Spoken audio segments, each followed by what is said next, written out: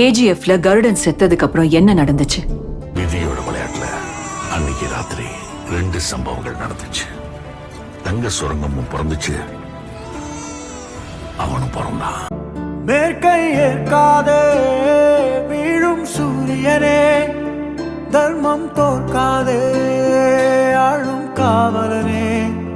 கசிந்திடும் கண்ணீரை திரும்பிட செய்யா, மறைவிடும் நெஞ்சத்தில் மழையென பெய்யா, ஆழ்மனதில் சூழும்